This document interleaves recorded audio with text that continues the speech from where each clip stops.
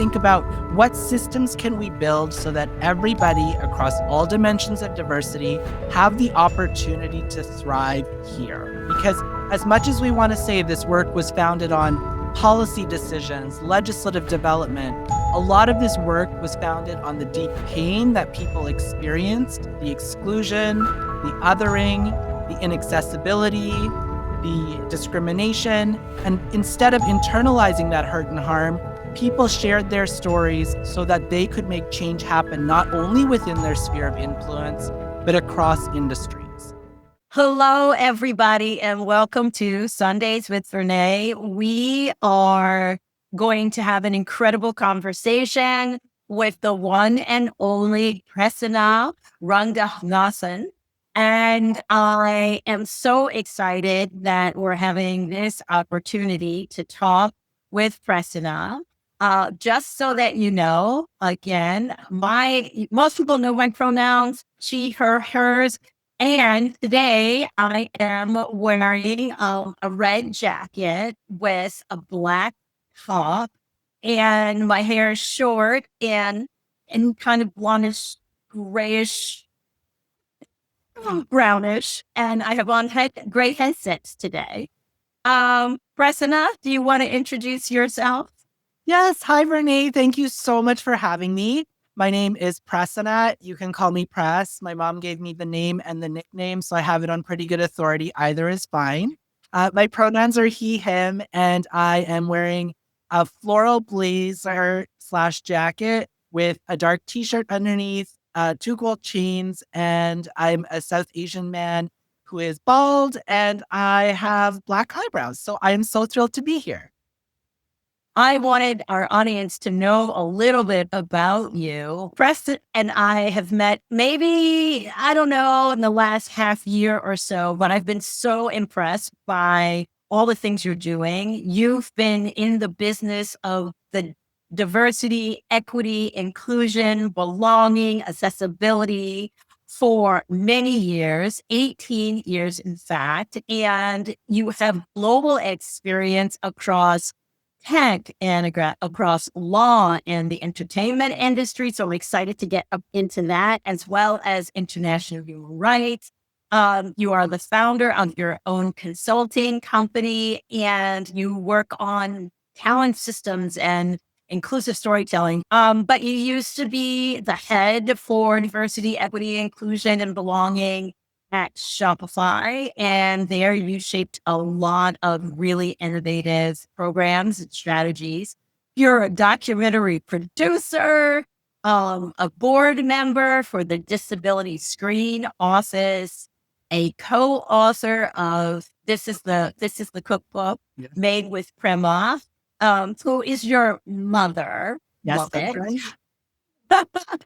And I also wanted to say that you self-identify as racialized, queer, disabled, and you said the world was not designed with you in mind. What do you mean by that?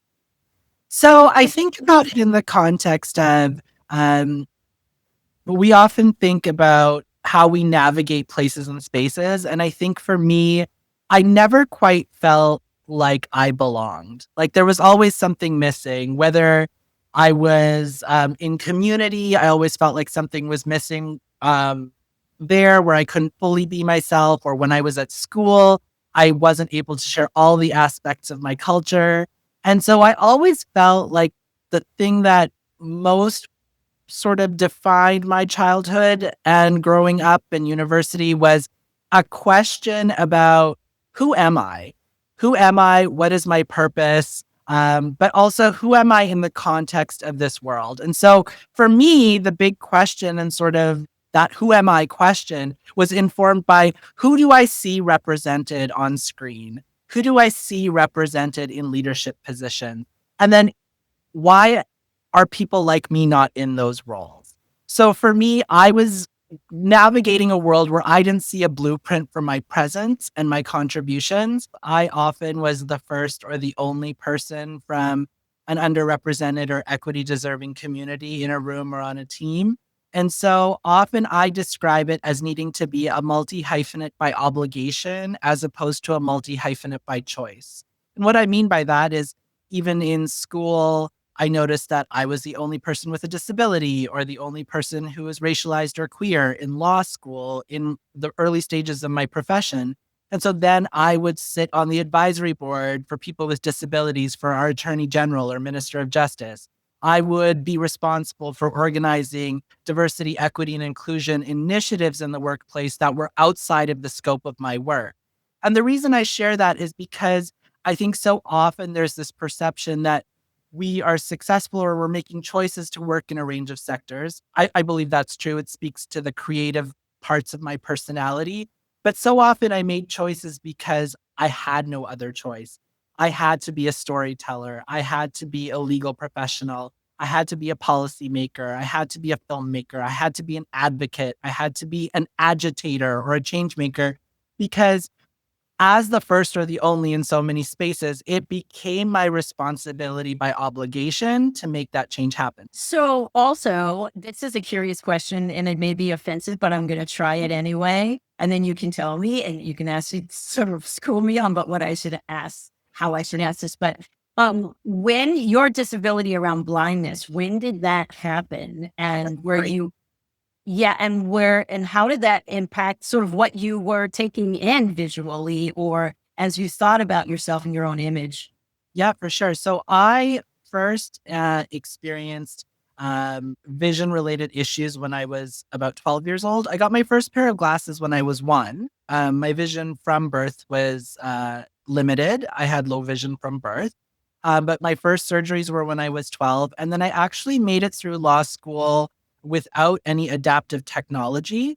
But the moment I graduated from law school, I became legally blind. So I had vision loss sort of throughout, and it was progressive, and there was those surgical interventions. But I became legally blind after law school, and a lot of it was the requirement to read so much to like leverage sort of Yeah. vision Strange. that the strain of it.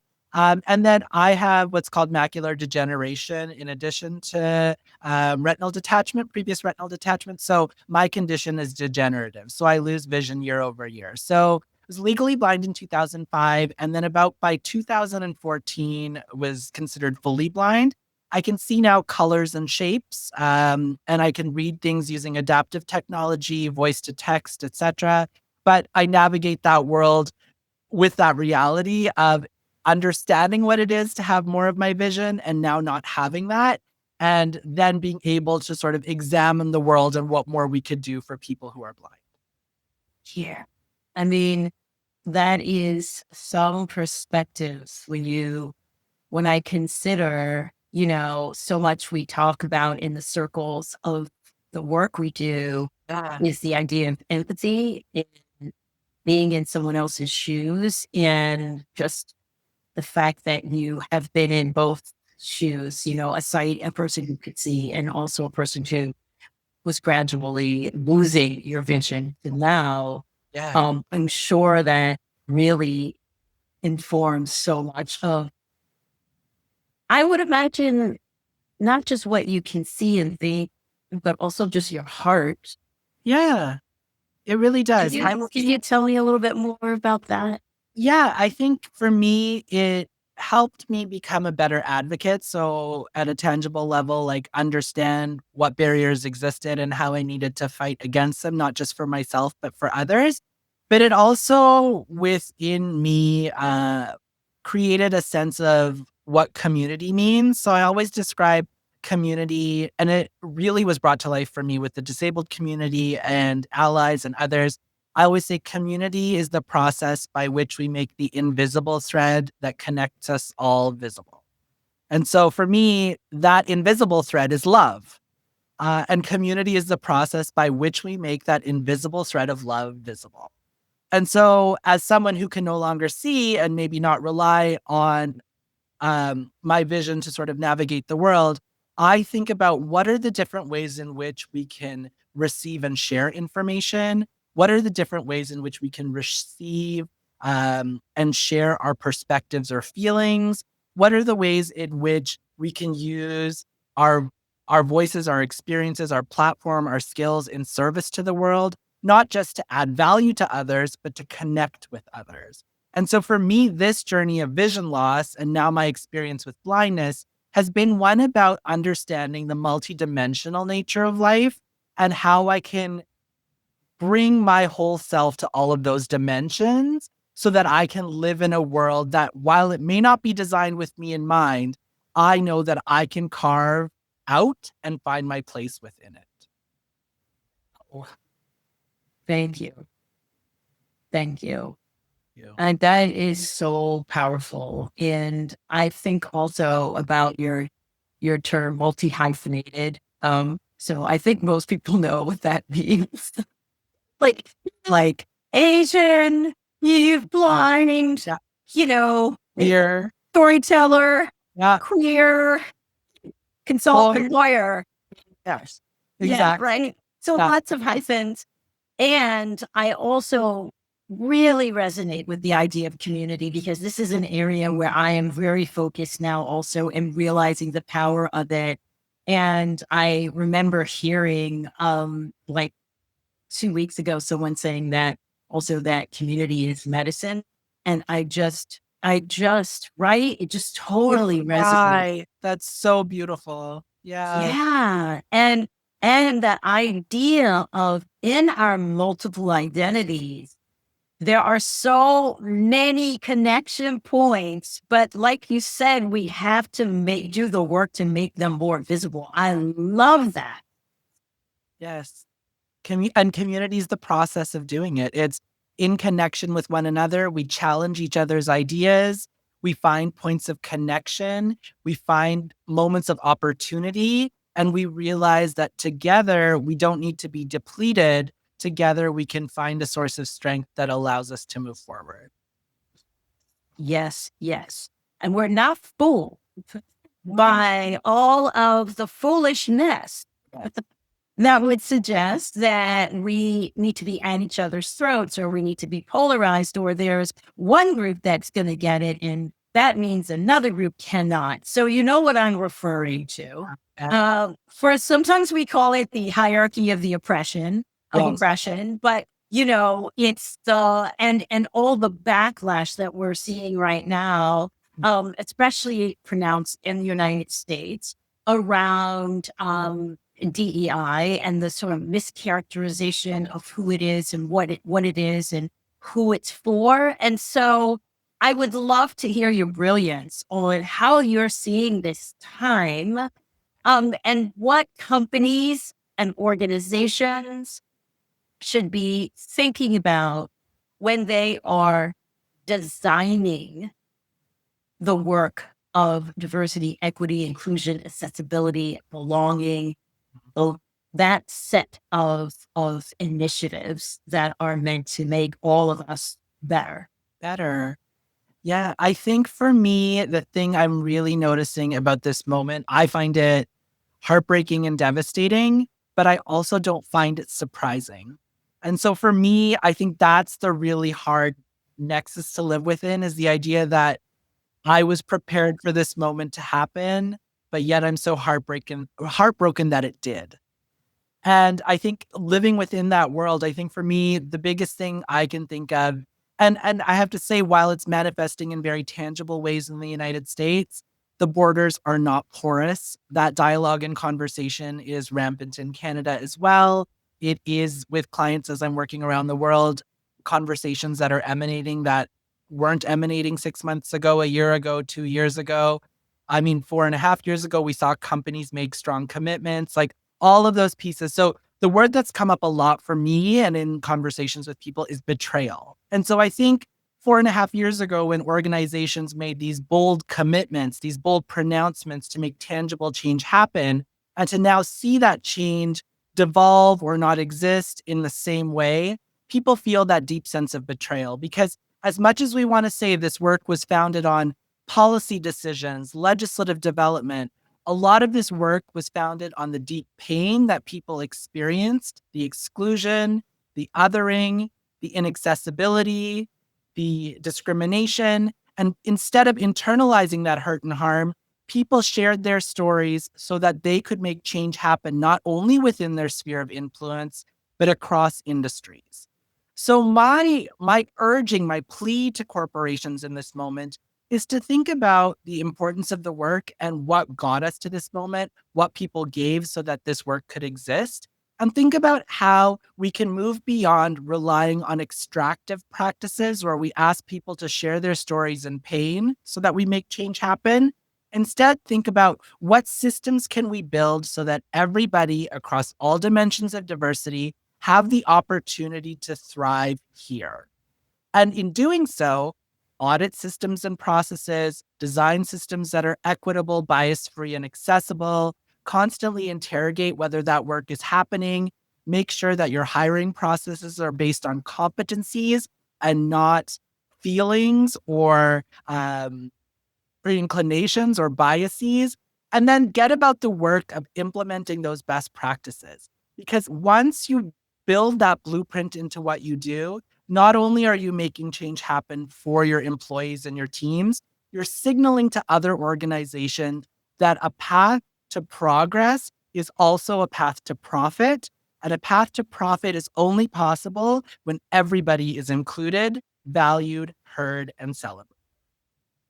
So well said. And I hope that folks who are listening and watching are taking notes. And I think that, for some folks who are like, oh, well, we're going to have to give up now and we don't, we can't do DEI anymore. You're like, no, this is just what you do to create, the best company with the best talent, and if you are for profit, in the financial prosperity, like it's all connected.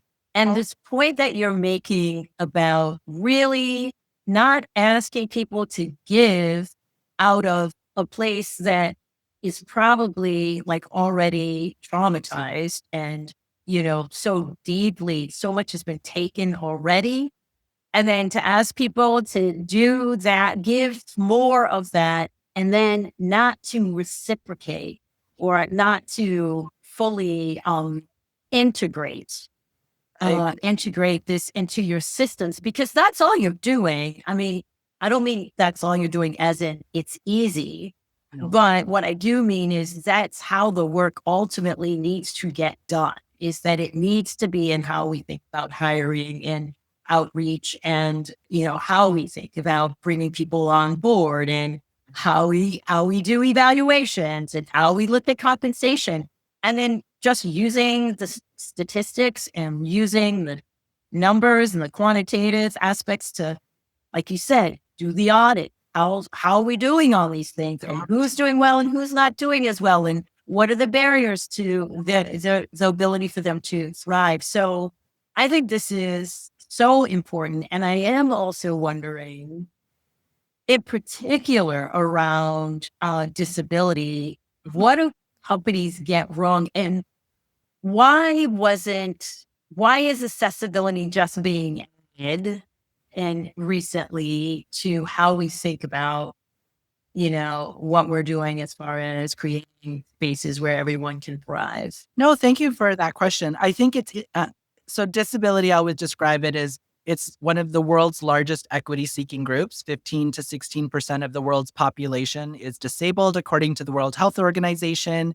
In Canada and the United States, 27% of our adult population is disabled. Those numbers sort of thread consistently around the world, especially as more people self-identify as being disabled. 75% of the world's population will experience disability at some point in their lives. And so now, working across 15 countries on DEI, the one underrepresented or equity deserving or underestimated community that threaded across all of those geographic locations and cultural nuances and histories was the disabled community. And so that community was viewed as the community that faced the greatest barriers to accessing opportunities in the workplace. Statistics in Canada alone show that disabled people face the highest rates of unemployment and underemployment. So disability, like I said, was sort of the community that everyone around the world understood needed to be embraced and included in EDI, equity, diversity, and inclusion initiatives. The interesting thing about perceptions of disability, though, is that they did vary across geographies and often within geographies. And what I mean by that is, while there was a recognition that people with disabilities faced barriers, the responsibility to address those barriers were placed on people with disabilities, as opposed to interrogating and investigating how organizations needed to dismantle barriers so that people with disabilities were included and valued. And that really goes down to the definition of disability. So, under the medical model of disability, disability is viewed as a flaw or a defect in the individual that needs to be fixed. So I'm blind. Under the medical model, people would view my blindness as a flaw or a defect in me that needs to be fixed. That model's largely been rejected by the UN Convention on the Rights of People with Disabilities, by human rights legislation, instead being replaced by the social model of disability. So the social model of disability says that my blindness is not an inherent flaw or defect in me. My blindness actually arises in my interaction with the world around me, which was designed for people who see. So even though certain countries and places have said they accept the social model of disability, they understand it, how we actually treat individuals with disabilities is still under the medical model. So responsibility is placed on disabled people to seek accommodations, to provide proof of their disability, to continuously advocate for changes, and to remind people of the barriers that they face. That's more pronounced, I found, in many work locations where um, the social model of disability hasn't even entered the discourse. There still seems to be this sense that people with disabilities, that we're in need of service, we're in need of supports, we're in need of protections, we're viewed as a group that should be pitied and helped as opposed to included and consulted. And even in the countries where normatively or in language we're saying we should be included and consulted, in action we still see that we're treated as people that should be pitied or helped. So I think that is a thing, that is a piece that's so vital to the DEI conversation, and it's equally vital to the accessibility conversation. Because I think for so long, accessibility and disability inclusion, which I view as two different things, have been left out of DEI discourse. I often think about DEI incrementalism. When I talk to clients, people will say, we're going to focus on race and people of color, or women Women. only.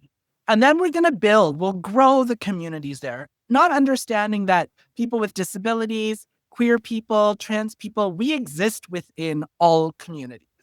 So an intersectional approach from the outset prevents you from leaving communities behind. And so for me, the biggest issue around disability exclusion or accessibility exclusion is that people have never seen us as people with disabilities as members of other communities. And so I will say it does not need to be an incremental approach. All communities should be a part of your DEI strategy, all equity deserving communities. And if resourcing is an issue, think about the choices you're making. If you are focused on a particular community to begin with, intersections exist. Intersectionality, as Kimberly Crenshaw says, is vital to this work. So how are you going to ensure people with disabilities are included? The other barrier I think that exists around accessibility being separate from DEI is that accessibility exists within what I describe as the cavern of good intention. It is treated like hot potato between teams. So a workplace accommodations or a benefits team deals with an aspect of disability experience. The platform accessibility team or engineering teams deal with tech accessibility. Wellness and leaves deal with like sick leaves and benefits. The EDI team might deal with dimensions of disability identity and disability and leadership. The problem with that approach is that everybody is taking a part of our experience and as a result is not committed to our holistic journey. And so what I encourage organizations to think about is not only how accessibility and disability inclusion is part of your DEI strategy, but how you're making sure that all the teams responsible for this work proactively and collectively under one strategy to make change happen. Such good advice. I remember trying to pull together all of those, projects and people, etc., and thinking we need to knit all of this together. We need to have like a committee that is sitting with each other and like trading information and trying to figure out how to interlace the strategy because, just this going on over here is not really helpful for this situation. And it wasn't easy. It No. really wasn't easy. You need an expert like yourself to really help in those situations. And in particular, for me, even like I'm listening to you saying you distinguish disability from accessibility. And I want to hear why and how, because I know I sometimes like use those terms interchangeably. So will you help like to better define those terms for us? Yeah, so for sure. So I describe accessibility as a design philosophy. It's not a compliance tool. It's not a mechanism. Accessibility is about creating opportunities for people with disabilities to access products, services, experiences, journeys. And for me, the four principal barriers to accessibility are physical barriers. So, for example, the lack of elevators or wide doorways or ramps. The second barrier is information or communication barriers, so the lack of captions or alt text on images. The third is systemic barriers, so systems or stereotypes that exist, including the failure to accommodate people with disabilities, or, for example, accessible transit that doesn't coincide with an individual's work schedule. That's also an example of a systemic barrier. And then the fourth barrier are attitudinal barriers. So, ableism, viewing people with disabilities as less worthy of respect or inclusion. So, that's accessibility. I describe disability inclusion as what it means to include people with disabilities after you've removed accessibility barriers. So once the person is in Interesting. a room, how are you ensuring that they're in leadership roles? How are you ensuring that they're contributing to the conversation? How are you ensuring that their voice is prioritized? So DEI discourse for other communities will talk about the concept of representation and inclusion. With accessibility for people with disabilities, it's representation and inclusion, but it also first requires those four barriers to be removed so we actually can get in the room. I always use a short story to describe it. I talk about imagine you're the first day of your dream job and you're asked to do a presentation to the senior leadership team. You wear your most fabulous outfit. Maybe it is an orange blazer like Vernā is wearing or a floral blazer like I'm wearing. You do you, but you get to the room early. You go to get set up for your presentation. You arrive there and realize the door is locked. You pull at the door, but it's unlocked. You look through the window of the door and realize everyone that's supposed to be at your presentation is there, but the door is locked. It is locked. You repeatedly remind people after the meeting that they locked you out. They promise to do better. You go back again. The door is once again locked. And so for me, the question that comes up is accessibility is about unlocking that door. It's about removing the barriers so people with disabilities can be in the room. Once we're in the room, disability inclusion manifests because it's then about, are our ideas taken seriously? Are we given an opportunity to share our perspectives? Are we asked questions related to the role? Are we not diminished because of who we are? That all only happens, however, once those accessibility barriers are removed. And so that's why I create the distinction between the two. I wanted to ask you, in particular, about the advice you want to leave with our audience. Some of them are leaders, some of them are people who are experiencing some of the barriers that we talk about, that many underrepresented, marginalized, racialized folks experience. Some are just learning about a lot of these issues and want to know, like, how do I become an ally? How do I help? And of course, there are a lot of people who are just confused by all this misinformation that's going around. So, keeping that in mind, like, what kind of advice do you want to share?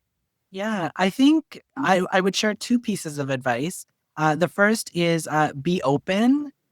One of the biggest pieces, like I shared earlier, the power of bearing witness. The power of bearing witness requires an openness to experiences that are not your own, and a willingness to understand that maybe how you perceive the world and how you navigate the world is not the way that everyone else perceives or navigates the world.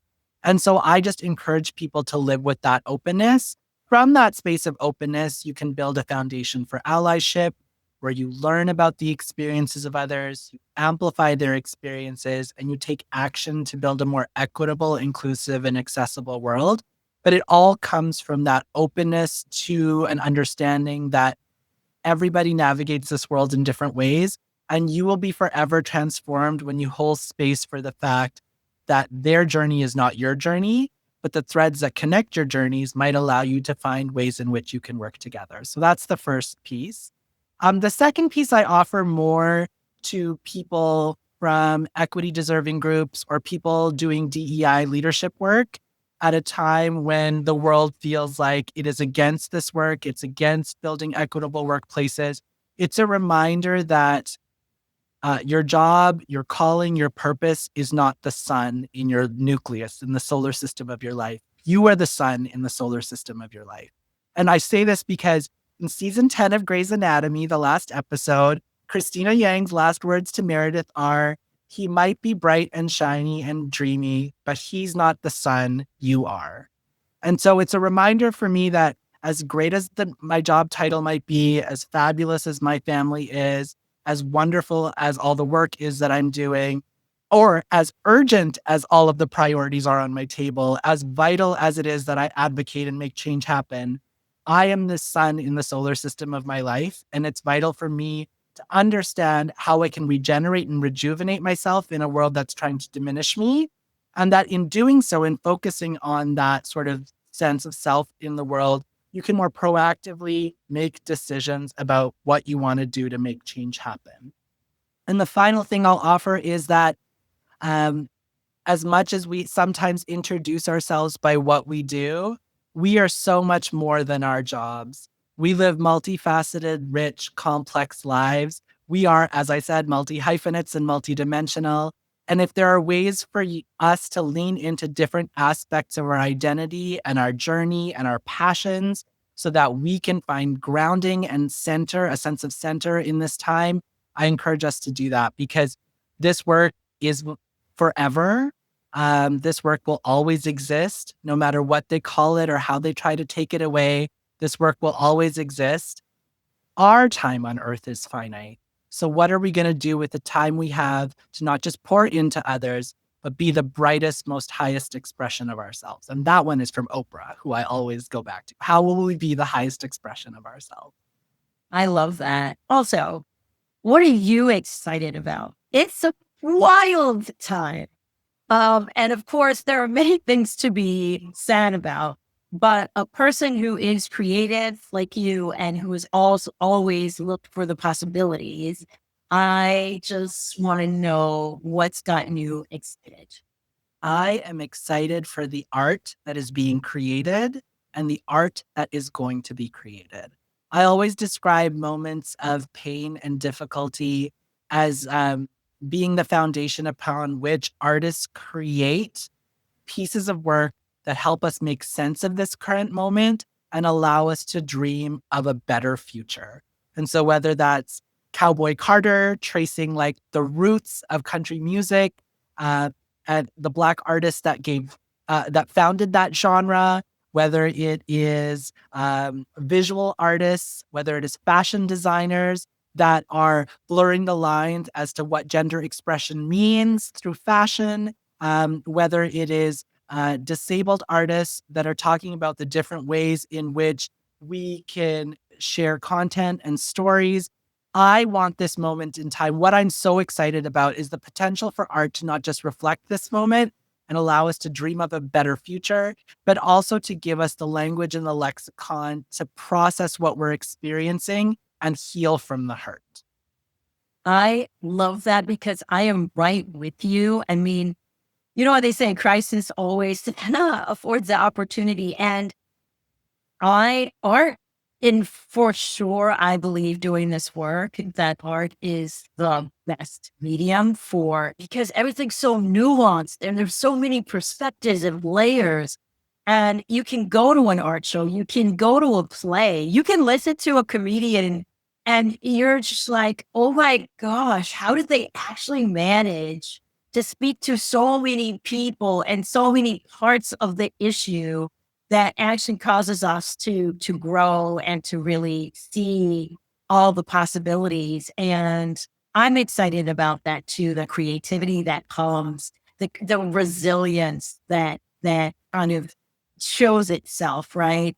And so that's really, yeah, I agree Potential for it wholeheartedly. to be a balm for our spirit too, Yes. like help us heal at this time. And I often say like there are movements to erase history at this moment. We've heard a lot about that, about like not speaking about certain things in history, which is why I think I'm so passionate about ensuring that storytelling is inclusive. Because when future generations look back on this moment, it's the art of this moment that the stories that people share and create that are going to give a blueprint of what actually happened, that's going to speak truth to power, that's going to inform people about what this experience was, just like artists in the past have done for us. And so that's why I hold so much hope for artists in this moment.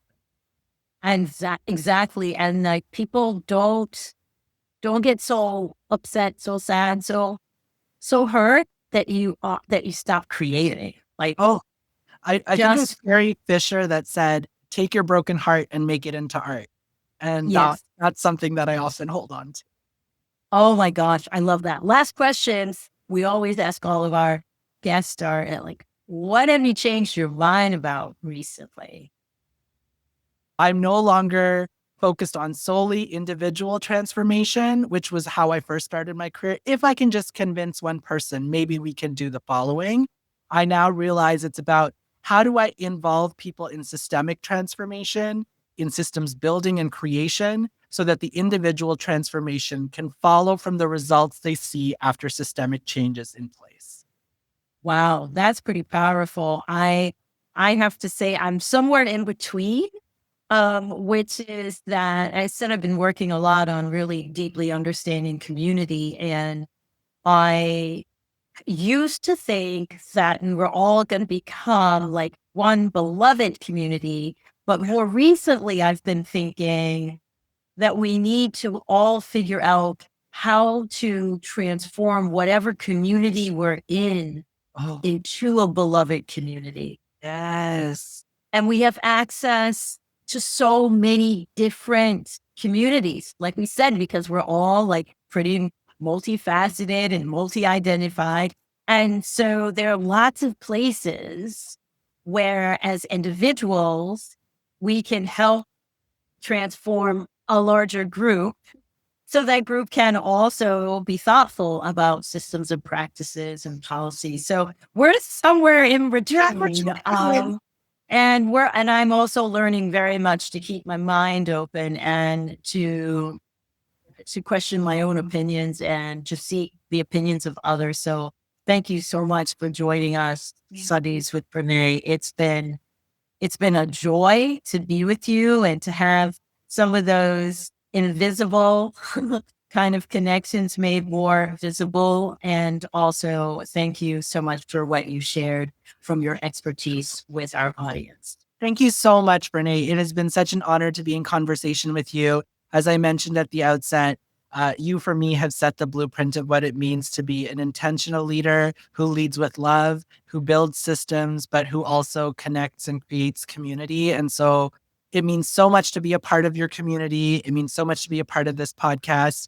And I look forward to future opportunities for fellowship, friendship, a wonderful meal, and maybe a movie as well. I love that. I love that. Thank you. Thank you. Thanks for joining us. Be sure to follow me at Vernā Myers on Instagram and Twitter. You can also listen to my podcast on Spotify and Apple Music. Subscribe to my channel and share this episode with someone who is going to join us in this space. Make sure to visit my website for DEI resources and online learning courses at vernamyers.com. And make sure you sign up for my newsletter to stay in touch with me. Thank you again for listening and see you next time for more Sundays with Vernā.